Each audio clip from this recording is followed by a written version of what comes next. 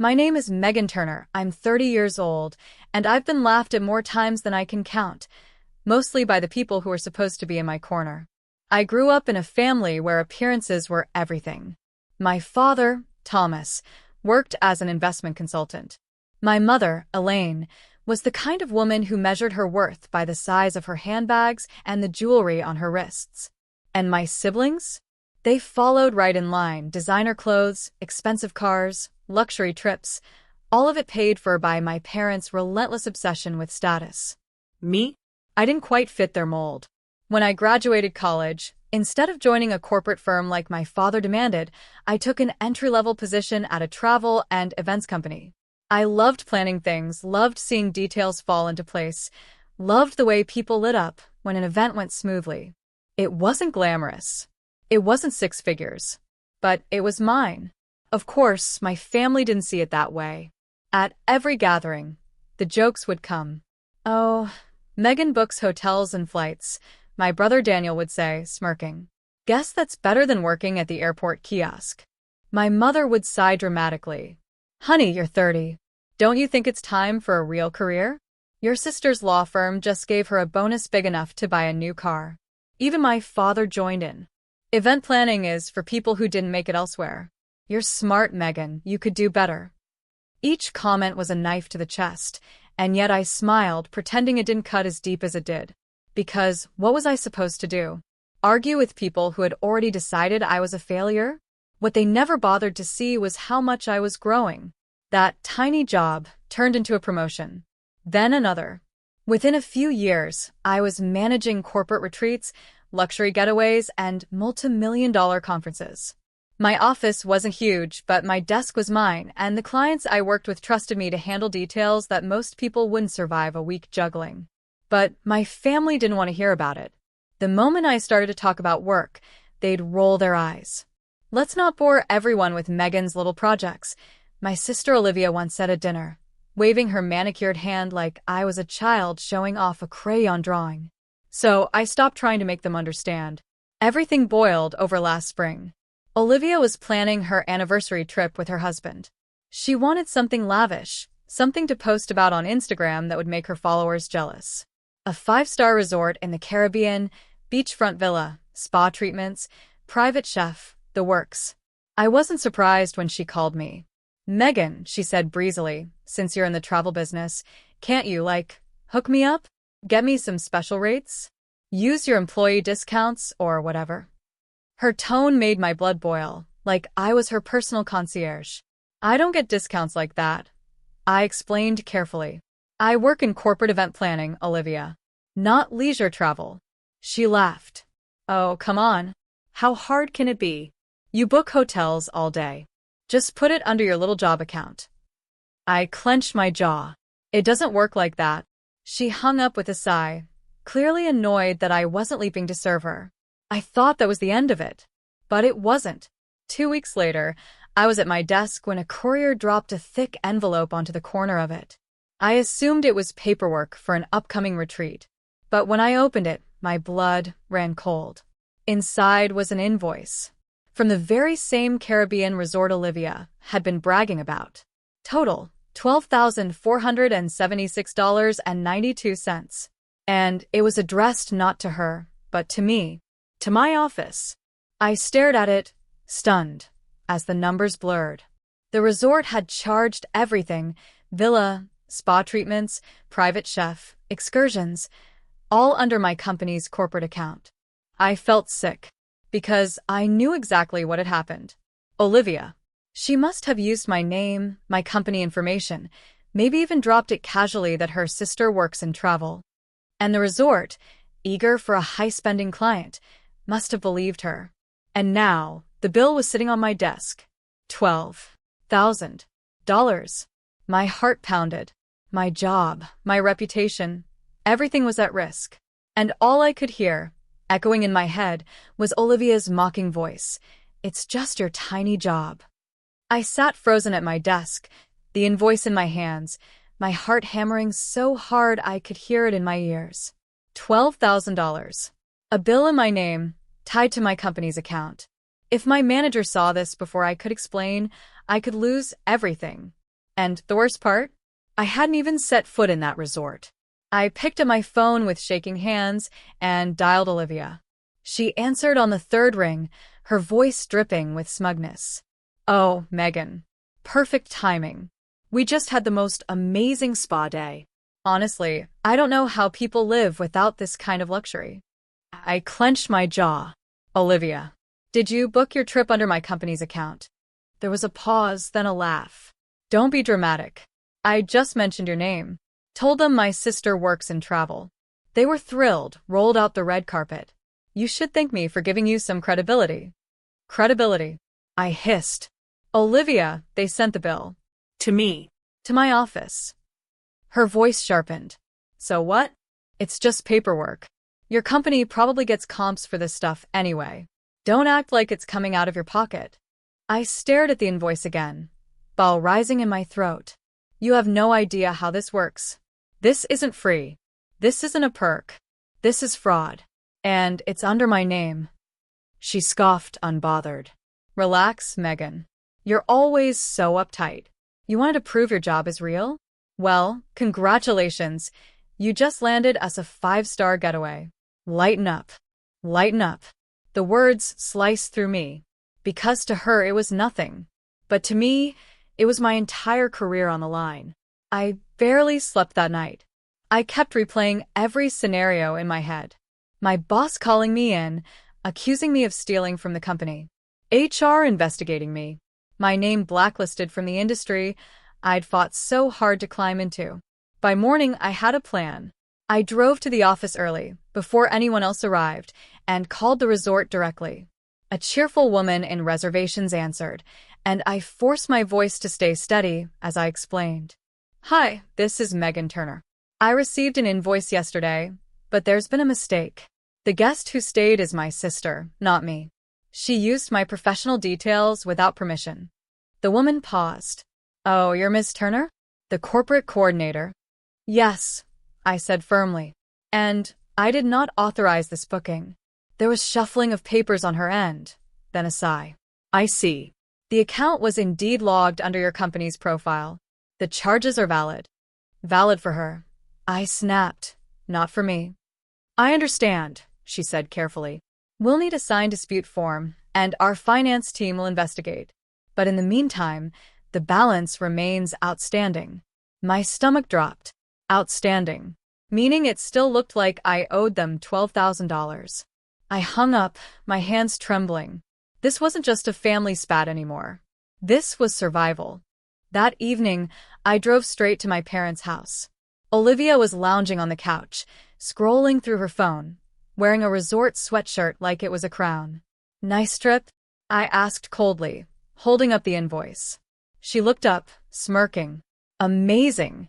You really should have joined us." My parents glanced over, confused. "What's going on?" my father asked. I slammed the invoice onto the coffee table. This. Olivia charged a $12,000 vacation to my company account. Under my name. Do you realize what this could do to me? My mother frowned. "Oh, Megan. Don't exaggerate. It's just a mix-up. You work in this field. Can't you sort it out?" "Sort it out?" My voice cracked. "Do you know what happens if my boss thinks I did this? I could lose my job. The one you all laugh at. The one you call tiny. That tiny job is paying my rent. It's my future." Olivia rolled her eyes. "God, you're so dramatic. It's not like anyone's actually going to make you pay it." My father leaned back in his chair, unimpressed. "Megan, if you're that worried, just pay the bill and move on. You have savings, don't you?" I gaped at him. "Pay the bill? With what? My entire emergency fund wouldn't cover even half." "You don't get it," I whispered. "This isn't just money. This is my name. My reputation." But they didn't get it. They never did.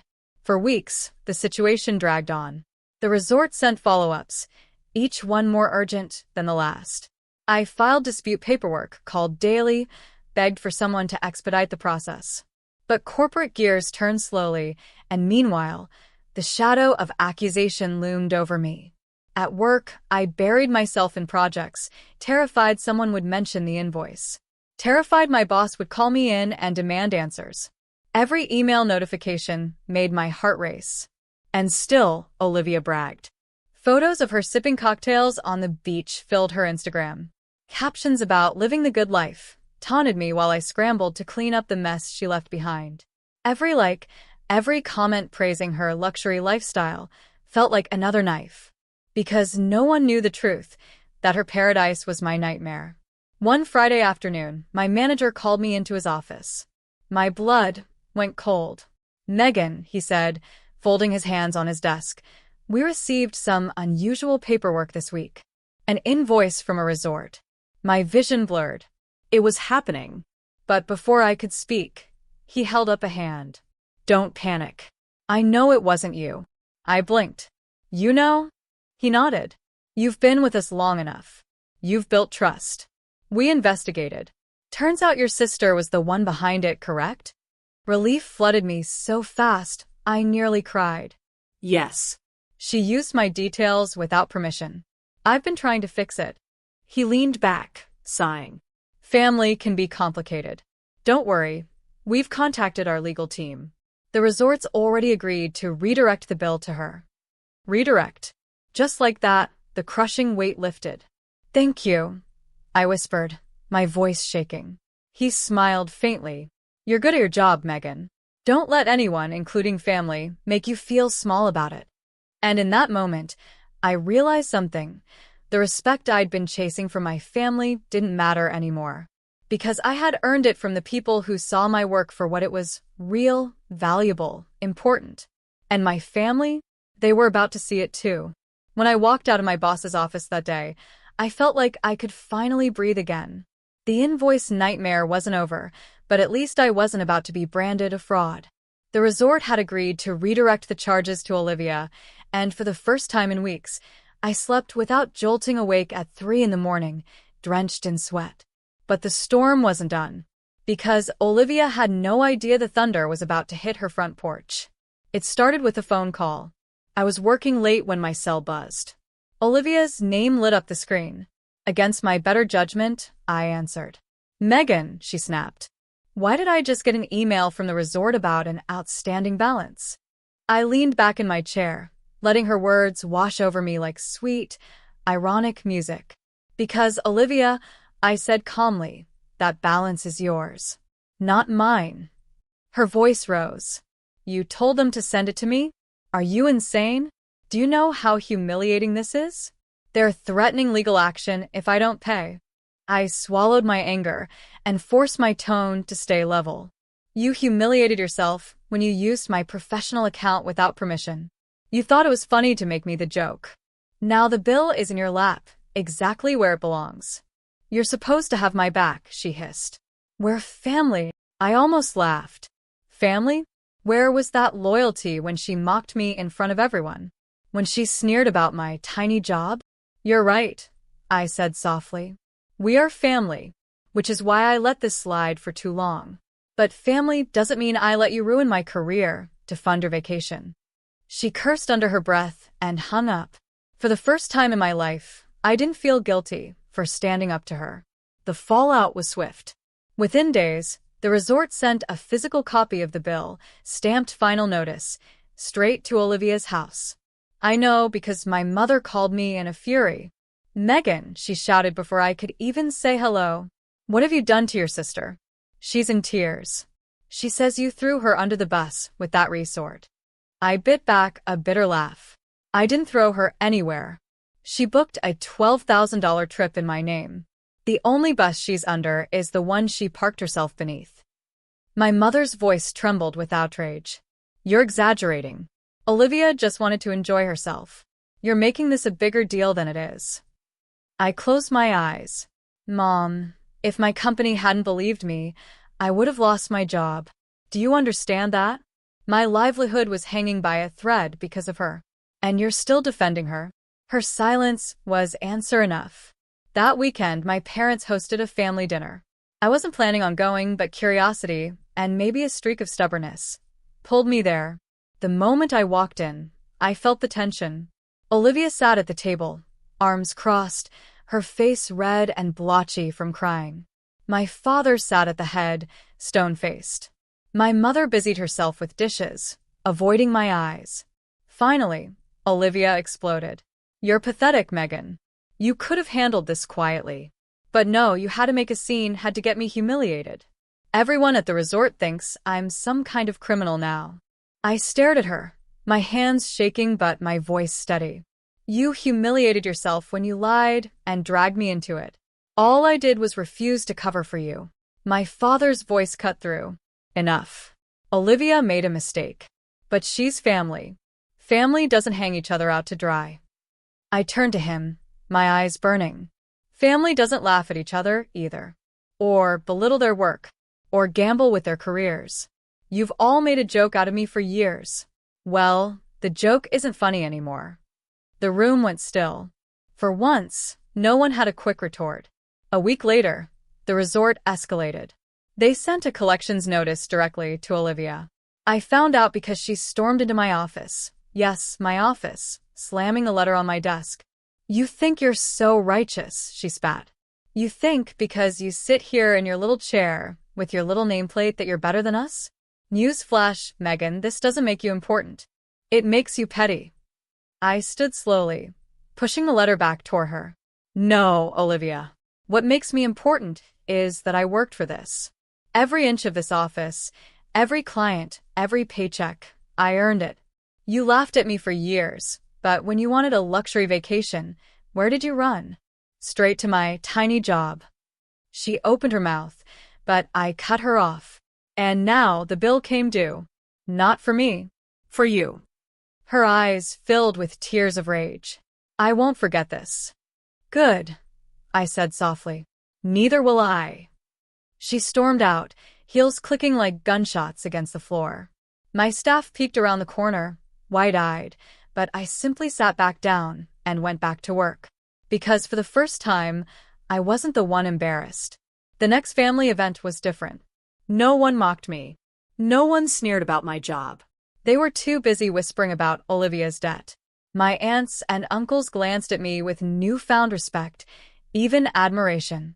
And when my cousin leaned over and said, Megan, I think you're the only one in this family who actually knows how to stand on her own 2 feet, I felt something shift inside me. For years, I had begged silently for validation. And now I didn't need it. Because the truth was written in bold letters on that invoice.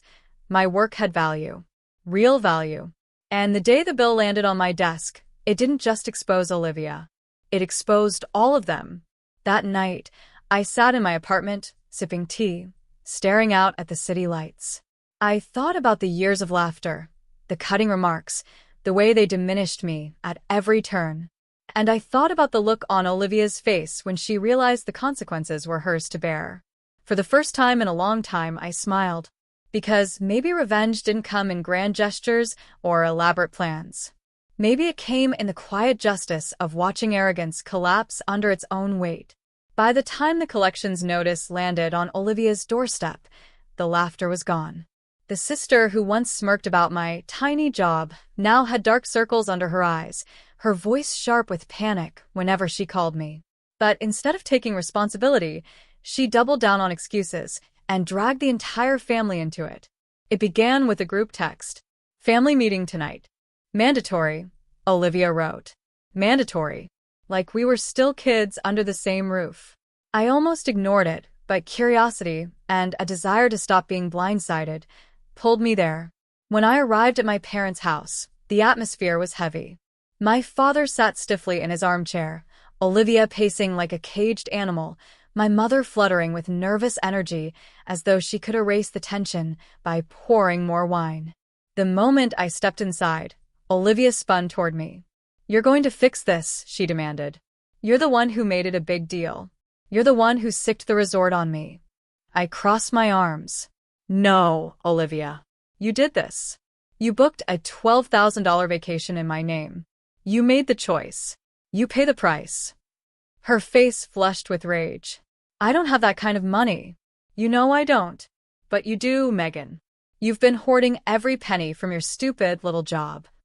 Enough, I snapped, my voice sharper than I intended. Don't insult me and then beg me to save you. I'm not your safety net. My father cleared his throat, his eyes cold. Olivia made a mistake. But you're her sister. You should help her. This family doesn't abandon each other. I turned toward him, the words boiling in my chest. Where was that principle when you all mocked me? When you dismissed my career, laughed at my paycheck, belittled my work? You abandoned me every time you turned me into a punchline. And now you want me to bail her out? The room went silent. My mother opened her mouth, but no words came.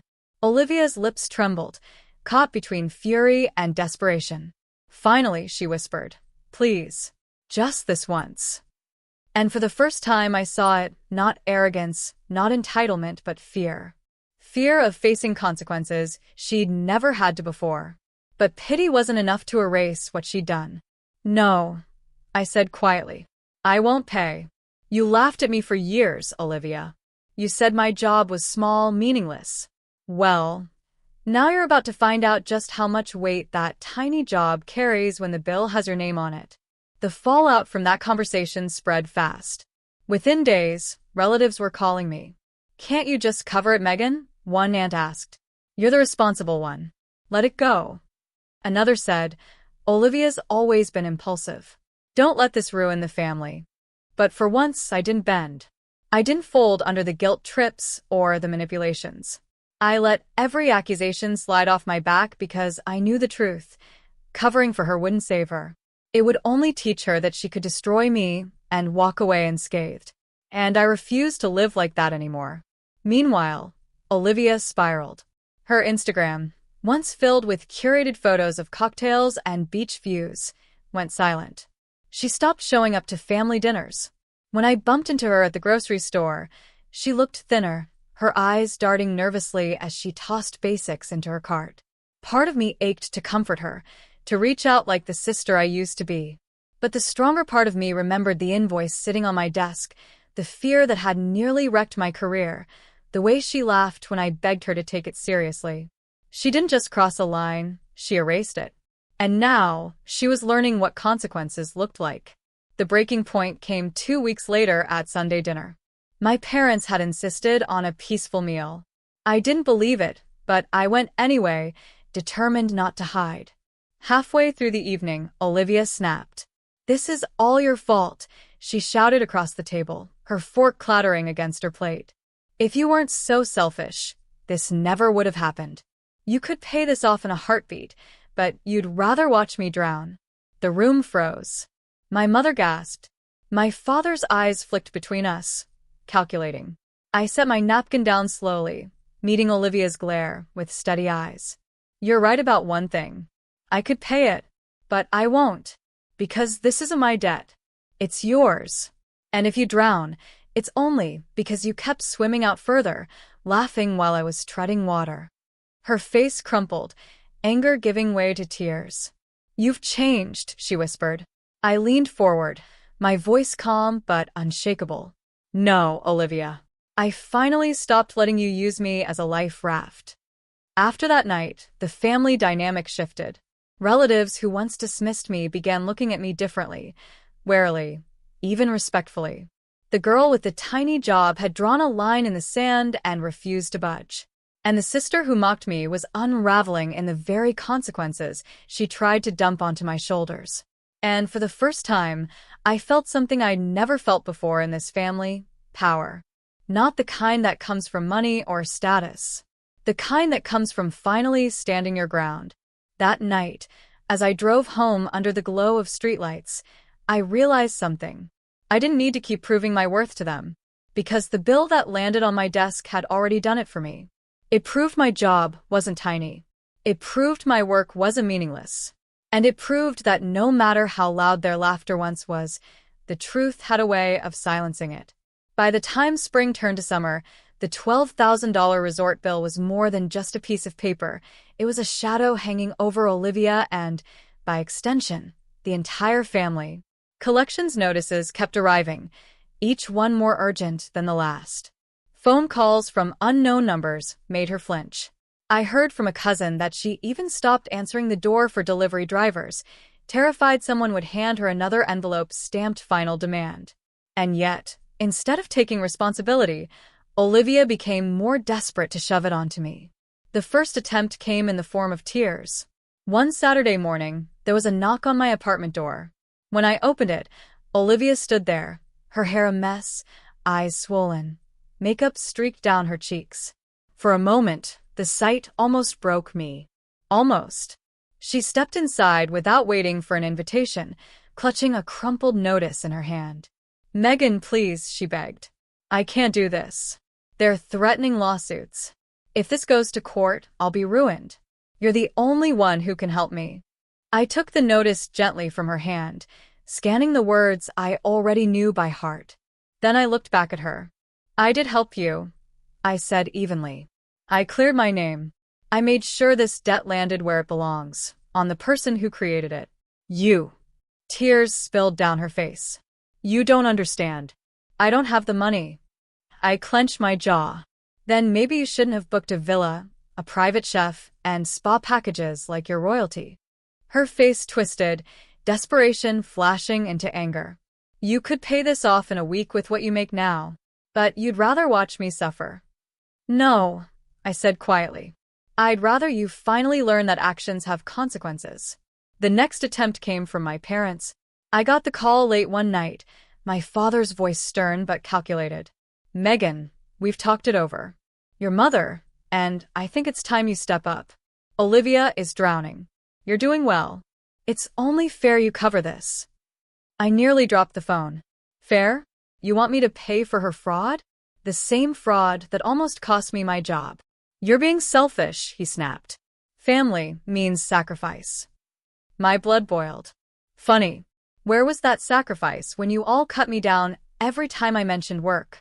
When you laughed at my paycheck? When you dismissed every success I had? You want sacrifice? I gave it for years, but not anymore." His voice hardened. "If you let your sister fall, don't expect this family to forget it." I steadied my breath. "Then let them remember. Because I won't be your scapegoat anymore." And I hung up. From that point on, I became the villain in their narrative. At family barbecues, I heard the whispers. "Megan's changed.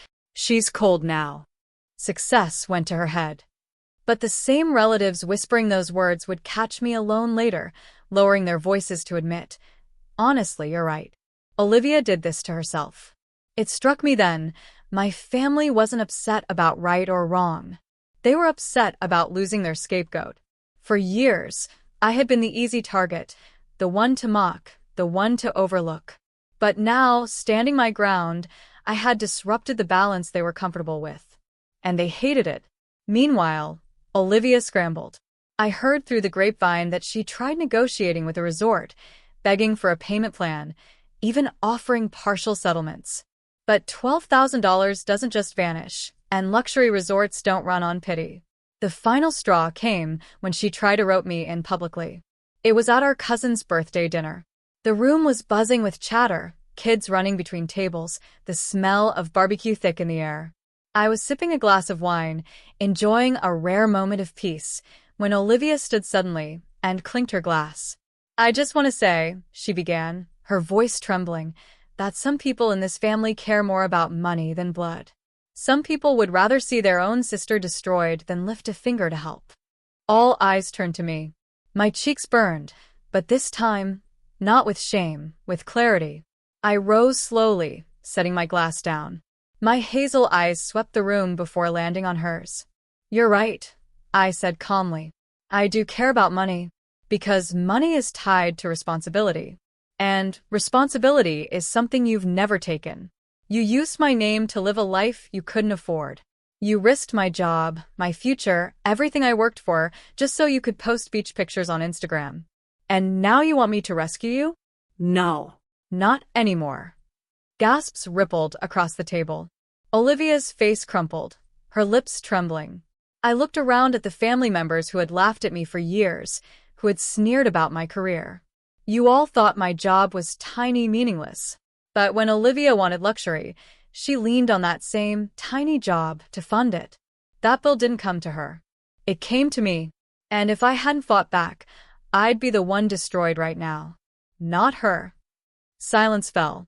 For once, no one laughed. I sat back down, my heart pounding, but my chest lighter than it had been in years. Because I'd finally said it. Out loud. Later that night, Jenna, my cousin who'd always been kinder to me than most, pulled me aside. "You are incredible," she whispered. "Everyone needed to hear that. You're not the villain, Megan. You're the only one who's been honest." I smiled faintly. It only took me 30 years. She squeezed my hand. Better late than never. Driving home, I replayed the dinner in my head. For years, my family's laughter had defined me, carved deep scars into my confidence. But tonight, their silence had said more than words ever could. They didn't laugh anymore. Because the truth was undeniable. My tiny job wasn't tiny at all. It had carried weight. It had built me a life. And in the end, it had exposed every crack in theirs. The thing about avoiding consequences is that it only works until reality catches up. And for Olivia, reality came crashing down harder than even I expected. By late summer, the resort had stopped sending polite notices. The letters now came stamped in red with words like collections and legal action pending. I knew because Olivia showed up at my office again. This time pale, her hands shaking, her once perfect nails chipped from nervous picking. She slammed the latest letter onto my desk. "They're suing me," she whispered, her voice trembling. "Do you get it now, Megan? This isn't just bills. This is court. This is my credit. This is my life." I looked at her, at the sister who had once laughed at my career, who had rolled her eyes when I told her about my promotions, who had smirked and said, "It's just your tiny job." And now, here she was, her whole life unraveling because she underestimated me. "Olivia," I said quietly, "I warned you. You thought this was a game. You thought I'd cover for you like always. But I won't. I can't." She pressed her hands to her face. Please. "Please, Megan. Just this once. I'll pay you back." I shook my head. No. "I'm not saving you from yourself anymore."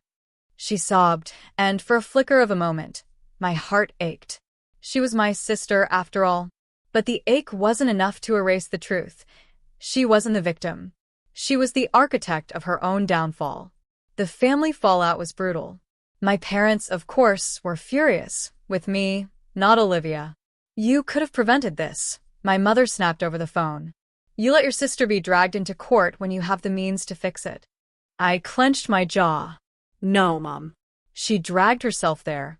And maybe facing consequences is exactly what she needs. My father's voice joined in, cold and cutting. "Don't expect forgiveness when your sister loses everything." I almost laughed. Forgiveness? After years of humiliation? After nearly losing my career? For once, I didn't flinch under their anger. I let it roll off me like rain. Because I had finally realized something. Their version of family only worked when I was the sacrifice. And I wasn't playing that role anymore. The day of Olivia's court hearing, I sat in my office, staring at my reflection in the window. My assistant, Rachel, walked in with a folder, pausing when she saw my face. "You okay?" she asked gently. I sighed. "My sister's in court today. Over that resort bill." Rachel winced. "The one she put in your name?" Yeah. I smiled faintly. "Feels like forever ago." She set the folder down and gave me a small, encouraging smile. "You know, Megan, I've worked with a lot of bosses. And you're the only one who doesn't let people walk over her anymore. That's not cold. That's strong." Her words sank deep. Strong. Not selfish. Not cruel. Strong. And for the first time, I believed it. Later that week, the news spread through the family grapevine. Olivia lost the case.